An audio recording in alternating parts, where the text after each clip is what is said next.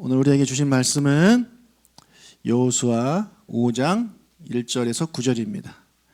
여호수아 5장 1절에서 9절입니다. 제목은 가나안에 들어가기 위한 준비라는 제목으로 말씀 전하도록 하겠습니다. 이스라엘이 요단강을 건넌 사건은 엄청난 사건입니다. 우리가 조금만 상상을 해봐도 엄청난 사건입니다.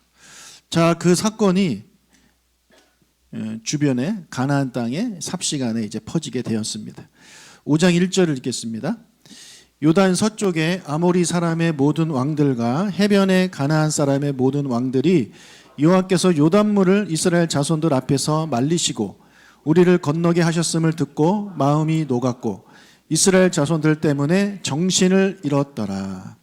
자, 여호와께서 요단물을 말리시고 이스라엘이 건너가게 하셨다. 이것을 이제 사람들이 소식을 듣는데 누가 들었냐면 요단 서쪽에 있는 아모리 왕들과 그리고 가나안 왕들입니다.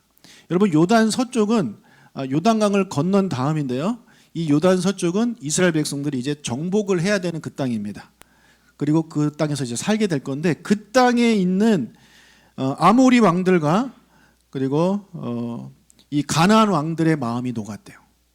정신을 잃었대요. 깨꼬닥 기절을 해버렸습니다. 여러분, 전쟁에서 이 왕의 역할이 얼마나 중요합니까? 어떤 왕이 이제 그 전쟁을 지휘하느냐에 따라서 이기고 지고 하는 겁니다. 우리 옛날에 수많은 그런 전쟁 중에서 대제국을 이루었던 사람들, 그 왕들이 뛰어났기 때문에 그런 거거든요. 그런데 왕이 지금 전쟁도 하기 전에 멘탈이 바사삭 다 부서져 버렸습니다. 다 녹아내렸어요. 그러면 지금이 이스라엘 입장에서는요, 쳐들어가기 가장 좋은 때입니다. 그렇죠? 지금 왕이 정신을 못 차리고 있어요. 겁을 먹었어요. 그러니까 지금 바로 쳐들어가면 이길 수 있는 그런 상황인데, 자, 이런 상황에서 하나님이 내리신 명령이 무엇이었습니까? 돌 12개 주워와라. 그래서 좀 세워놔라. 이거를 말씀하셨잖아요. 그리고 그 말씀대로 순종을 하니까 이번에는 또 어떤 말씀을 하시냐면 2절을 읽겠습니다. 그때 여호와께서 여호수아에게 이르시되 너는 부싯돌로 칼을 만들어 이스라엘 자손들에게 다시 할례를 행하라 하시매. 자, 이번에는 할례를 행하라는 명령을 내립니다. 여러분, 이게 얼마나 어처구니 없는 명령인지 모릅니다. 자, 여러분, 전쟁은 누가 합니까? 남자들이 하죠. 그렇죠? 그런데 남자들한테 할례를 행하면 남자들의 전투력이 0이 돼버립니다. 그래서 이 명령은 첫 번째 명령보다 더 황당하고 이해하기 어렵고 순종하기 어려운 겁니다. 도대체 할례가 뭐길래 그렇게 되느냐? 여러분, 할례는요, 남자의 그 성기의 표피를 잘라내는 겁니다. 그러니까 오늘날의 포경수술이라고 보시면 됩니다. 이거 아주 아픕니다. 제가 경험자로서 말씀드립니다. 정말 아픕니다. 움직일 수가 없습니다.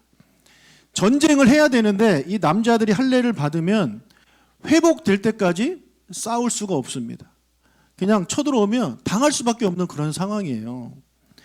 만약에 이스라엘 모든 남자들이 할례를 받았다라는 이 정보가 이 적국의 가나안 왕들과 아모리 왕들의 귀에 들어간다면 그 사람들은 이때다 하고 전 군사를 모아서 이스라엘을 쳤을 것입니다. 그러면 이스라엘은 무조건 참패하게 되어 있습니다. 싸울 수가 없어요.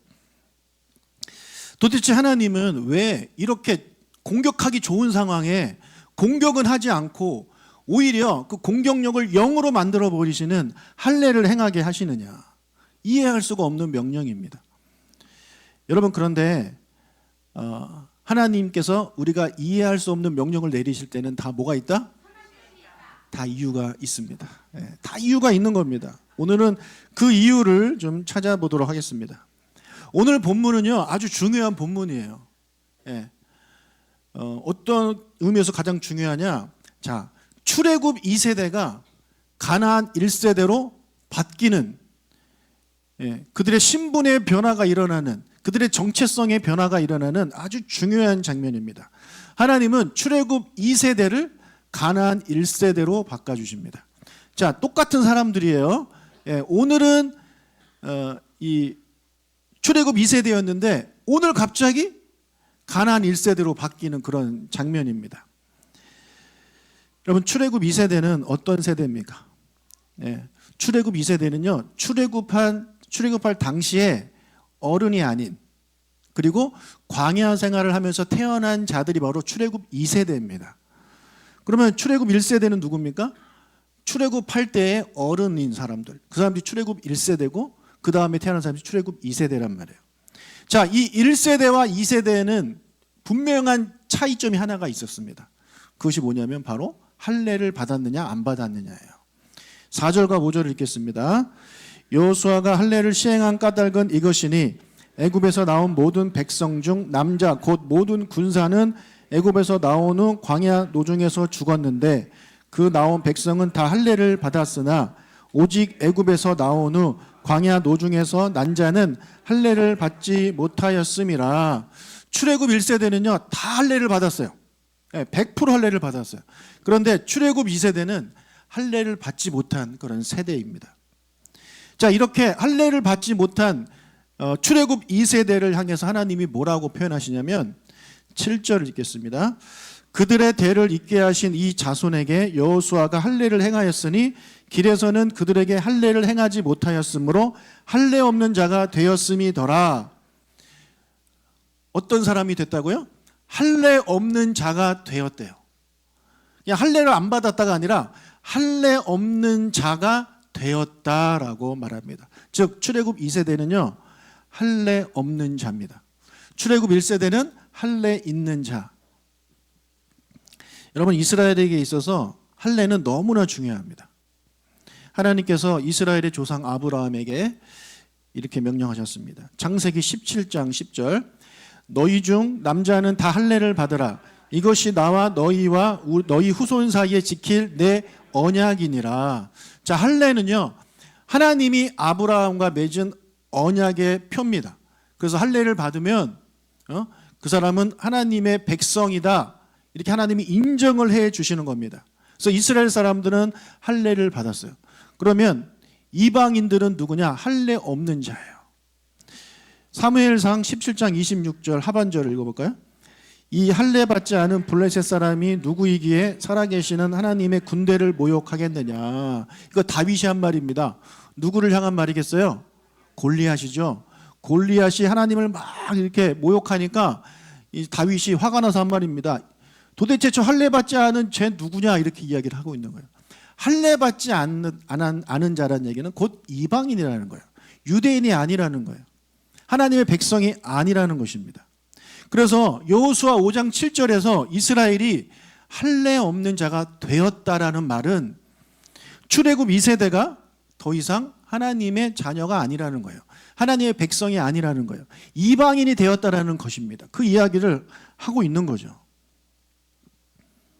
여러분, 어쩌다가 이 출애굽 2세대들이 할례 받지 않은 자가 되었을까요?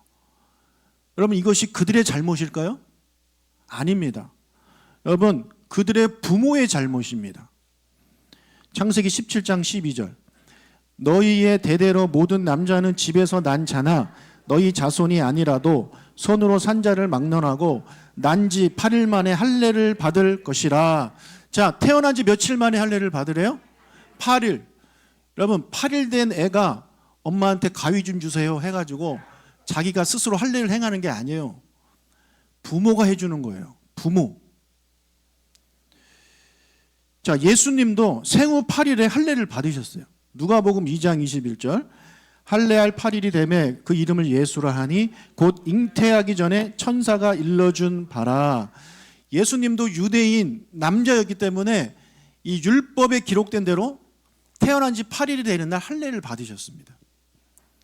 자, 그런데 여기서 우리가 주목해야 할 게 있어요. 할례할 8일이 되매 그 다음 뭐가 나와요? 그 이름을 예수라 하였다 이렇게 나옵니다. 이름을 지어준 겁니다. 이제 앞으로 얘는 예수라고 부를 겁니다. 이렇게 이야기를 해요. 여러분, 어떤 사람의 정체성을 가장 잘 보여주는 것이 바로 이름입니다. 우리 이름만 들어도 이 사람의 정체성을 압니다. 여러분, 나카무라 어느 나라 사람입니까? 예. 그렇죠. 예. 그냥 이름만 들어도 아 일본 애다라는 거 알아요. 예. 오요한.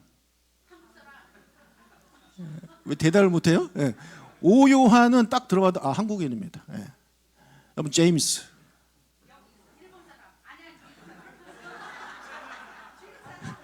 그러니까 천천히 대답을 해. 뭐 이렇게 급해?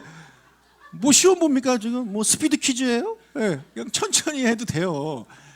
제임스 하면 영국이나 미국 느낌 나죠, 그죠? 예. 그러니까 이름만 들어도 정체성을 우리가 알게 돼요. 예. 여러분, 이 유대인이 이제 8일째 되는 날 할례를 행하는데 할례를 행하면서 이 아이한테 정체성을 주는 거예요. 너는 하나님의 백성이다. 예. 너는 유대인이다. 그러면서 또 하나의 정체성을 주죠. 이름까지 지어줍니다. 그러니까 이 할례라는 것은요, 그 사람이 어떤 존재이냐는 걸 보여주는 거예요.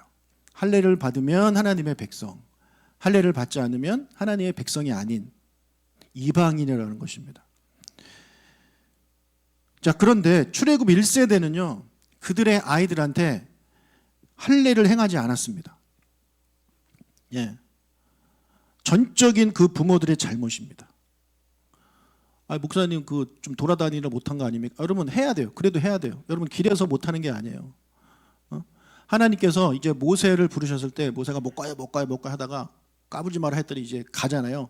가는 도중에 하나님께서 이제 모세를 죽이려고 합니다. 그 이유가 뭐냐면 그의 두 아들들을 할례를 행하지 않은 거예요.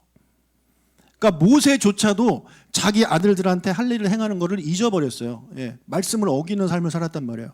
하나님이 그를 이제 모세를 죽이려고 하니까 그의 아내가 갑자기 할례를 행합니다. 자녀들한테. 그래서 모세를 살려줍니다. 그럼 그게 애굽으로 가는 길 중에 했단 말이에요. 그러니까 길에서 얼마든지 할 수 있는 거예요. 여러분 할례를 행하지 않은 이스라엘은 어떻게 될까요? 창세기 17장 14절입니다. 할례를 받지 아니한 남자 곧 그 포피를 베지 아니한 자는 백성 중에서 끊어지리니 그가 내 언약을 배반하였음이니라. 예. 할례를 받지 않은 남자는 어떻게 된대요? 백성 중에서 끊어진대요. 더 이상 하나님의 백성이 아니라는 거예요. 이 아이가 유대인으로 태어났지만 그의 부모가 아무리 유대인이어도 하나님의 백성이어도 이 아이가 할례를 받지 않으면 그 아이는 하나님의 백성이 아니라는 거예요. 예. 이해가 되시죠? 그래서 여기까지 정리하자면 출애굽 2세대는 하나님의 백성의 자녀로 태어났어요. 그런데 그들의 부모가 8일 만에 할례를 행하라는 그 명령을 지키지 않았기 때문에 그 부모의 잘못, 부모의 죄로 인해서 이 아이들은 하나님의 백성에서 끊어져 버렸습니다. 그들이 잘못한 것은 하나도 없습니다. 다 부모의 잘못입니다. 여러분 이 할례 받지 않아 할례 없는 자가 되어버린 출애굽 2세대를 이제 하나님께서 다시 하나님의 백성으로 돌이키시기 위해서 하나님은 할례를 다시 행하라 라고 명령을 내리고 있는 겁니다. 여러분 아까 할례는 원래 언제 행하는 것이라고 했습니까? 생후 8일 만에 하는 겁니다. 생후 8일째 되는 날. 자, 이제 갓 태어난 거죠. 8일이면. 그래서 출애굽 2세대들한테 할례를 행한다는 것은 그들이 다시 새 생명으로 태어나는 걸 의미합니다. 예, 다시 생후 8일로 돌아가는 거예요. 그 전까지는 이방인처럼 살았는데 할례를 행함으로 너 새 생명, 즉 하나님의 백성으로 다시 태어나는 것이다. 이렇게 이야기를 하고 있는 것이죠. 하나님의 말씀대로 이 이스라엘 백성들이 할례를 받아요. 그들한테 하나님이 이렇게 말씀하십니다. 5장 9절 여호와께서 여호수아에게 이르시되 내가 오늘날 애굽의 수치를 너희에게서 굴러가게 하였다 하셨으므로 그곳 이름을 오늘까지 길갈이라 하느니라. 예, 지금 길갈에 있죠. 그 길갈에 있는데 그곳에 간 게 아니라 이름 없는 곳에 갔다가 이 사건으로 이름을 길갈이라고 지은 겁니다. 자, 하나님 뭐라 그러세요?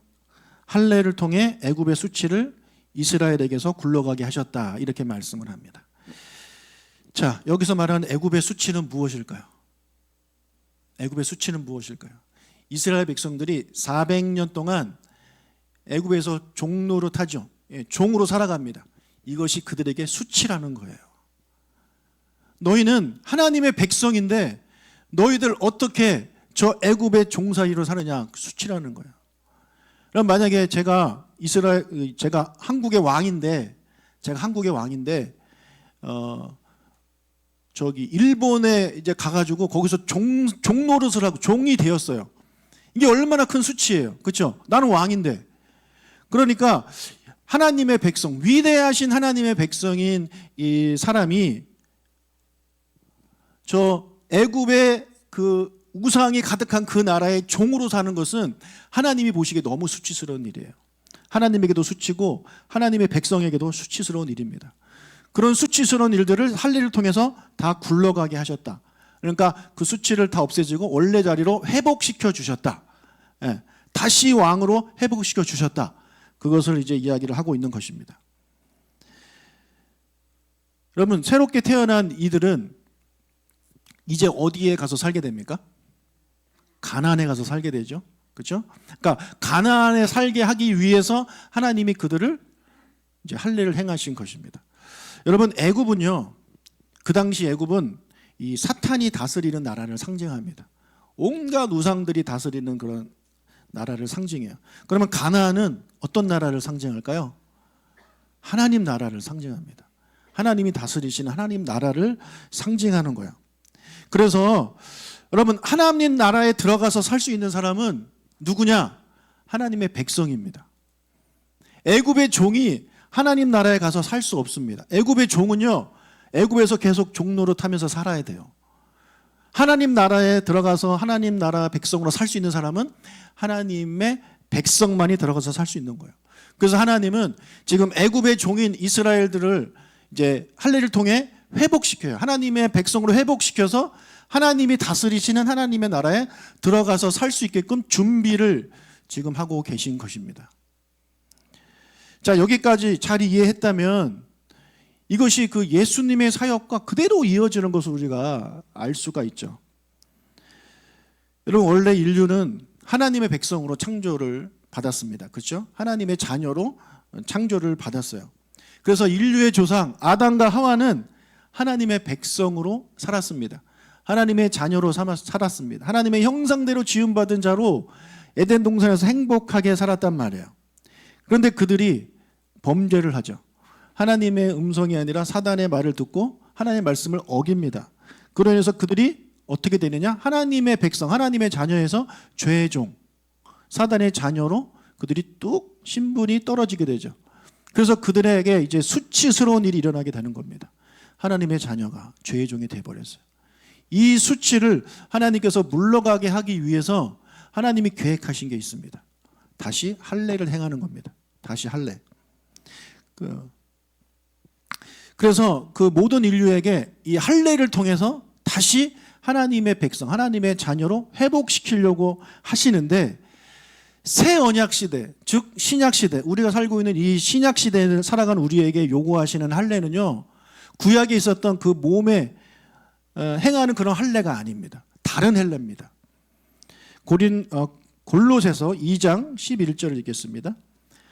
또 그 안에서 너희가 손으로 하지 아니한 할례를 받았으니 곧 육의 몸은 벗는 것이요 그리스도의 할례니라. 예수를 믿어서 구원받은 하나님의 자녀가 된 골로새 교인들한테 바울이 뭐라고 하고 있어요? 너희들은 그리스도의 할례를 받았다. 네, 그리스도의 할례를 받았다. 그러니까 다른 할례죠. 같은 할례지만 달라요. 여러분, 그리스도의 할례란 어떤 할례냐면 그리스도께서 해주시는 할례입니다. 여러분, 스스로 할례를 못합니다. 예, 생후 8일에 어떻게 스스로 해요? 부모가 해주는 거예요. 근데 우리의 부모가 죄를 어겼어요. 범죄했어요. 그래서 우리를 할례를 해주지 못했어요. 그래서 우리는 그냥 죄의 종으로 살게 됐어요. 그런 우리를 불쌍히 여기셔서 하나님이 새로운 우리의 부모를 보내주신 거죠. 예수 그리스도입니다. 그래서 예수 그리스도께서 우리에게 직접 할례를 행하십니다. 우리를 구원해 주십니다. 십자가를 통해서 우리에게 할례를 해 주시는 거죠. 그래서 예수님께서 우리의 영혼에 할례를 행하심으로 우리가 하나님의 자녀로 새롭게 태어나게 되는 것입니다. 그래서 신약 시대에는요, 이 구약에는 할례를 행함으로 하나님의 백성이다라는 것을 보여줬는데, 이 신약 시대 때는 이 할례 대신에 새로운 형태인 세례, 할례 대신에 세례를 행함으로 이 사람이 하나님의 자녀임을 이제 보여주는 것입니다. 여러분, 만약에 지금도 우리가 여전히 이 구약 시대 때 그렇게 살고 있으면 여러분 세례 대신에 할례를 받아야 돼요. 예, 여기 올라와서 제가 성부와 성령의 이름으로 이렇게 해야 돼요. 여러분 얼마나 감사합니까? 예, 저도 너무 고마워요. 그래서 제가 더 싫어요. 여러분, 그런데 한번 생각해 보십시오. 표피를 자른다? 이 표피를 자르는 것 자체에 어떤 능력이 있을까요? 아무런 능력이 없습니다. 그 자체에 무슨 능력이 있어요? 자, 하나님의 백성이 되는 거잖아요. 죄의 종에서 하나님의 백성이 된다는 얘기는 겉모습이 변하는 게 아닙니다. 그게 영적인 신분이 변하는 겁니다. 그렇죠? 영적인 신분이 변하는 그 변화인데 육체에 조금 변화를 준다고 영적으로 변화가 되는 게 말이 됩니까? 그렇지 않아요. 그 자체에는 아무 능력이 없어요. 하나님이 거기에 의미를 부여하시는 거죠.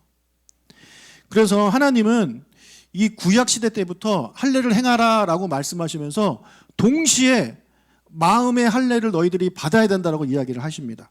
신명기 30장 6절, 내 하나님 여호와께서 내 마음과 내 자손의 마음에 할례를 베푸사 너로 마음을 다하며 성품을 다하여 내 하나님 여호와를 사랑하게 하사 내 생명을 얻게 하실 것이며. 자, 마음의 할례를 받으라고 우리에게 말씀하십니다. 마음의 할례를 받은 사람은 어떻게 됩니까? 마음을 다해 성품을 다해 하나님을 사랑하게 됩니다. 마음을 다해 하나님을 사랑하는 사람이 마음의 할례를 받은 사람이에요. 또 그 사람이 어떻게 돼요? 생명을 얻게 됩니다. 그냥 겉으로 육신의 변화가 있다고 이런 게 이루어지는 것이 아니라 그것은 그냥 남들에게 보여지는 증표일 뿐이고 하나님이 보시는 것은 우리의 마음의 할례를 받았느냐 안 받았느냐, 그게 중요하다라는 것입니다. 여러분, 그렇다면 신약 시대의 이 세례도 마찬가지겠죠. 여러분, 세례에 어떤 능력이 있는 게 아닙니다. 여러분 세례 받을 때 그 물에 어떤 능력이 있는 게 아니에요. 여러분, 그 물 그냥 여기 센터에서 떠오는 수돗물입니다. 아무런 능력이 없어요. 그 물 자체에는. 여러분, 이 세례가 뭡니까? 우리가 받아야 되는 세례는, 이 물로 받는 물 세례는 그냥 사람들에게 보여주는 거예요. 나는 하나님의 자녀입니다. 나는 내 죄를 고백합니다. 나는 하나님의 자녀로 살겠습니다. 그것을 사람들 앞에서 이제 표하는 그거일 뿐입니다. 그 자체의 능력이 없어요. 진짜 중요한 건 여러분 마음의 세례를 받아야 되는 거예요. 마음의 세례. 그걸 또 다른 말로 좀 표현하자면 성령 세례라고 볼 수 있습니다. 성령이 임하시는 그 진짜 세례가 우리 안에 있어야 되는 것이지 겉으로 보여지는 세례는 중요한 게 아니라는 거예요. 그래서 우리가 마음을 다해 내가 죄인이며 예수님이 나의 구원자가 되심을 믿어야 하는 것입니다. 여러분, 제가 부목사 시절에 병상 세례를 많이 이제 행했습니다. 병상 세례. 이게 뭐냐면 이제 돌아가시기 전에 부모님 돌아가시기 전에 저를 초청해가지고 목사님 세례 좀 베풀어 주세요 하시는 거예요. 그럼 제가 그분의 마음을 제가 왜 모르겠습니까? 교회를 안 다니셨어도 그냥 세례를 받으면 왠지 마음이 놓이는 것 같아요. 그냥 세례를 받으면 뭔가 천국 가는 티켓을 얻은 것처럼 좀 마음이 놓일 것 같은 생각이 이제 드시는 거죠. 그래서 저를 이제 초청해서 하는데 뭐 말도 못하고 아무 생각도 못 하시는 그런 분한테 제가 뭐 세례할 때 문답도 해야 되는데 그런 거 없이 그냥 하잖아요. 그러니까 그분은 마음의 위로를 얻을지 모르겠지만 그게 과연 무슨 의미가 있느냐라는 생각을 해보게 됩니다. 뭐 진짜 중요한 것은 여러분 마음으로 세례를 받는 거예요. 마음으로. 우리 예배도 마찬가지라고 생각합니다. 우리 하나님은 영이신 하나님이잖아요. 그렇죠? 우리 하나님한테 귀가 있나요? 하나님한테 눈이 있나요? 아니에요. 하나님은 영이시기 때문에 귀도 없고 눈도 없으세요. 그래서 우리가 하나님을 예배할 때 우리가 왜 서서 찬양하고 박수치고 춤추고 찬양하고 막 그렇게 해야 됩니까? 우리의 마음을 다해 찬양할 때 나의 자세는 그렇게 나오게 되어 있어요. 이해가 되세요? 여러분, 박수 친다고 그 사람이 마음을 다해서 찬양하는 건 아니에요. 얼마든지 그냥 아무 생각 없이 박수 치면서 할 수 있어요. 근데 진짜 마음으로 하나님을 찬양하는 사람은요, 성경 말씀대로 박수를 치게 되어 있어요. 그리고 손을 들게 되어 있어요. 그러니까 여러분, 우리가 하나님을 예배하고 하나님을 찬양하고 기도하고 섬기고 할 때 마음을 다해 하시기를 주님의 이름으로 축복합니다. 예. 누가 봐도 이 사람이 마음을 다해 하는지 안 하는지 금방 알 수 있어요. 예. 여러분, 우리 인도자들이 기도합시다 하면 좀 기도하세요. 그때 눈 멀뚱멀뚱 뜨고 계시지 마시고. 뭐 교회 온 지 뭐 얼마 안 돼서 초신자들은 얼마든지 그럴 수 있어. 근데 여러분, 직분 받은 사람들, 아니 권사님들이 왜 기도 시간에 눈을 뜨고 있습니까? 난 정말 이해가 안 되네. 아니, 도대체 어디서 배운 겁니까 그거는? 예. 저는 그렇게 가르친 적이 없는데. 자, 우리 인도자나 저나 기도합시다. 예배를 위해서 기도합시다. 하나님 우리의 예배를 받아도 기도합시다 하면 기도해야죠. 그래 안 그래요? 여러분, 초신자들은 안 해도 돼요. 제가 이해해요. 초신자는 어떻게 기도하는지도 모르는데 그냥 분위기도 이상하고 뭐 눈 뜨고 이렇게 할 수 있지만 어떻게 권사님들이 눈을 뜨고 딴짓을 합니까? 여러분, 눈 뜨고 딴짓하면서 마음을 다해 기도할 수 있나요? 그런 능력이 있다면 그분은 정말 대단한 분입니다. 예. 제가 보기에 그거는 불가능한 겁니다. 기도 시간에 저랑 눈 마주치면 안 됩니다. 예. 딴짓하다가도 제가 지나가면 이렇게 기도하는 척이라도 하세요. 그게 바로 외식하는 자입니다.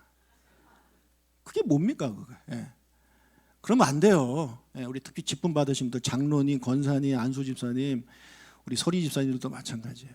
예. 내가 뭔가 뒤에 사자 하나씩 붙었다? 그러면 정말 마음을 다해 기도할 때 기도하고 찬양할 때 찬양하고 말씀 들을 때 듣고 이렇게 하는 우리의 모습이 필요합니다. 아멘. 예, 그렇게 되시길 바라요. 예. 여러분, 그렇게 기도하기 싫으면 그냥 이제 은퇴하세요. 예. 저한테 얘기하시라니까. 목사님, 저는 더 이상 못하겠습니다. 저 이제 은퇴할게요. 그럼 제가 얼마든지 받아들입니다.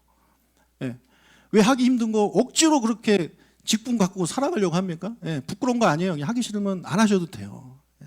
그러나 직분을 받았다. 그럼 받은 만큼 하시길 주님으로 축복해요. 예? 아멘? 예, 아멘. 자, 제가 분명히 말씀드렸어요. 그 임직하기 전에 되는 게 중요한 게 아니라 된 다음이 중요하다. 못하면 나 계속 깔 거고 계속 그만두라고 할 거다. 진짜 그만둬도 저는 괜찮습니다. 기쁜 마음으로 축복하며 은퇴식 제가 치러드립니다. 자, 이 말씀을 정리하겠습니다. 여러분, 사람이 이 생각하는 가나안에 들어가는 준비는요, 칼을 갈고 화살을 만들고 군량미를 비축하고 전략을 세우는 겁니다. 그래야 가나안 땅에 들어가서 싸워 이기니까요. 그런데 하나님의 생각은 다르십니다. 하나님이 생각하시는 가나안에 들어가는 준비는 완전히 달라요. 이방인과 같았던 이스라엘을 다시 한번 하나님의 백성으로 바꾸시는 것이 바로 하나님께서 가나안에 들어가기 위한 준비입니다. 왜냐하면 그 가나안은 하나님의 백성이 살 곳이고 하나님이 다스리실 하나님 나라이기 때문에 그렇습니다. 여러분 머릿속에서 이 천국이라는 단어는 지워버리세요. 천국은 지워버리세요. 천국 대신에 다른 단어를 항상 떠올려야 돼요. 하나님 나라. 하나님 나라. 여러분, 천국은요, 하늘에 있는 나라잖아요. 그죠? 그러니까 사람들이 자꾸 착각을 해요. 천국은 이제 죽어서 가는 거다. 죽어서 가는 거다. 성경에 왜 천국이라는 단어가 있냐면, 원래 하나님 나라인데 이 유대인들은요, 하나님이라는 말을 감히 못해요. 너무 거룩한 단어이기 때문에. 그러니까 그들이 하나님이라는 단어를 쓰지 않고 대신 바꾼 거예요. 하나님 나라가 아니라 하늘 나라로. 근데 그것을 사람들이 자꾸 듣다 보니까 오해를 하는 거죠. 천국은 죽어서 가는 거다. 하늘나라에 가려면 죽어야 된다. 여러분, 이 천국도 하나님 나라가 맞습니다. 근데 하나님 나라의 일부일 뿐입니다. 이 땅도 하나님 나라입니다. 아멘? 여러분, 이 땅에서 하나님 나라 백성으로 사세요. 죽어서 저 천국 가서 하나님 나라 백성으로 살 생각만 하지 마시고, 여기도 하나님의 나라이기 때문에 이 세상에 사시는 동안도 하나님 나라 백성답게 살아야 돼요. 하나님 나라 백성답게 살려면 어떻게 해야 됩니까? 할례를 받아야죠. 마음의 할례를 받아야죠. 그리스도의 할례를 받아야죠. 그래서 이 세상에 살아가면서 세상 사람들과 다르게 할례 없는 자들과 다른 삶을 우리가 살아가야 되는 거죠. 근데 그들과 똑같이 그들이 추구하는 이 세상에서 잘 사는 방법은 돈 많이 벌고 자녀가 잘 되고 공부 잘하고 좋은 대학 가고 이런 것들을 가지고 그들은 이 세상에서 잘 살려고 하는데, 하나님의 백성이 우리도 이 하나님 나라에서 똑같은 방법으로 그렇게 잘 살려고 합니다. 잘못됐다라는 거예요. 완전히 잘못된 삶을 우리가 살고 있는 겁니다. 여러분, 우리가 이 세상을 제대로 살아가려면 먼저 하나님의 백성이 돼야 해요. 왜냐하면 이 세상 역시 하나님이 다스리시는 나라이기 때문에 그렇습니다. 하나님의 백성이 살아가는 곳이기 때문에 그래요. 여러분의 자녀들을 잘 양육하는 것은 좋은 학교, 좋은 옷, 좋은 직업을 가지는 자녀를 키우는 게 아닙니다. 하나님의 자녀를 키우는 것이 여러분 자녀를 잘 양육하는 겁니다. 왜요? 그 아이가 살아갈 곳이 바로 하나님 나라이기 때문에 그래요. 여러분의 자녀가 초등학교에 들어갑니다. 그러면 어떻게 이야기하겠어요? 야, 초등학교 가면 이렇게 해야 돼. 유치원과 달라. 이런 거 얘기해 주죠. 예? 그럴 거 아닙니까? 여러분의 자녀가 앞으로 살아갈 곳이 하나님 나라인데 하나님 나라를 가르쳐야지. 하나님 나라에서는 우리가 이렇게 살아야 된다를 가르쳐야지. 그렇지 않은 것을 가르치면 뭐예요? 예. 그건 중요한 게 아니라는 것이에요. 여러분, 믿고 신뢰하세요. 하나님을. 우리가 하나님의 백성이 되어서 하나님 나라에서 하나님이 기뻐하시는 삶을 살아가면 그 나라의 왕이신 하나님이 여러분 책임지신다는 거예요. 예. 하나님이 책임진다고요. 여러분, 그게 진짜 하나님을 믿는 거예요. 하나님이 계십니다. 아멘. 이게 믿는 게 아니라 그 살아계신 하나님이 지금도 나를 인도하시고 내가 하나님의 백성처럼 살아갈 때 하나님 나를 책임져 주신다. 세상 사람들이 말하는 그런 준비물 나는 준비 못했다 할지라도 하나님이 나를 책임져 주신다라는 그런 신뢰, 그런 믿음이 여러분 하나님을 믿는 겁니다. 진짜로. 여러분, 천국 가려고 하나님 믿지 마십시오. 이 세상에서 하나님 백성답게 살아가기 위한 그런 믿음을 갖는 저와 여러분이 되시길 주님의 이름으로 축복합니다. 그리스도의 할례를 받으시기를 바라고 마음의 할례를 받으시기를 주님의 이름으로 축복합니다. 아멘.